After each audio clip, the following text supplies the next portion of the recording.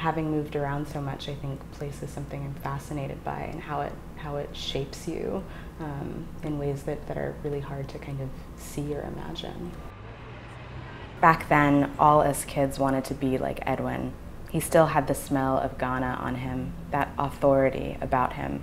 He had memories of the old country, memories of our mother, the school where she worked in Mampong. He could still speak the language when so many of us had never known anything but English. Edwin even got to play the dando in church. He'd make the drum live up to its name, flipping it, tapping it, making it talk. When did you start writing? I started writing at a very young age. I always really just loved reading so much, and was always kind of curious to see if I could do the thing that I was seeing. You know, so I would write these little stories, and then I would hide them in my closet so my brothers wouldn't find them. And then was there a point where you thought you were really going to kind of focus on the writing as a thing in your life, or? Yeah, when I was 17, I read Song of Solomon by Toni Morrison for an English class in high school. And it was the first time it really occurred to me that that you could do this as a profession. After that, I kind of started telling people that I wanted to be a writer. Having heroes is something that kind of helps you figure out what you want to do. So, yeah, you've just been named one of the best of Young American Novelists. Do you feel like an American novelist?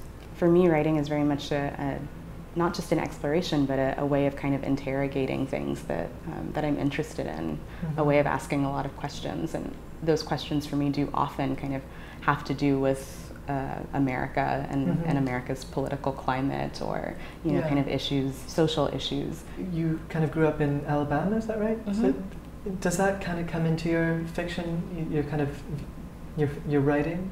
Yes, I mean, place I think is really important to my work, because I've moved around so much, and I've had the opportunity, I think, to meet a lot of different people, and to understand that very often we are so much influenced by place that it's hard to understand that that is a thing that's influencing us. After the election here, so many people were talking about how they didn't even realize that there were other people in the country who felt so differently from them. But that, I think, is partly a factor of the fact that so many people live in one place for most of their lives. What do you think the kind of state of American fiction is now? It's really interesting to see lists like this in particular, because you do get a sense of kind of what is happening. It kind of takes the temperature, I guess, of the room.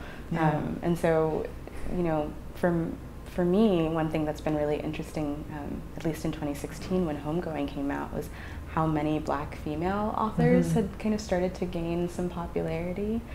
Writers like Angela Flournoy and Britt Bennett, and Caitlin Greenidge. And so that kind of movement towards at least having more in the foreground, if not always in the background, in the publishing industry itself. That's been really, really cool to see and watch, and hopefully it kind of continues that way. Well, thanks so much for coming in, Yaa. Sure. And congratulations again on being on the list. Thank you so much. Great.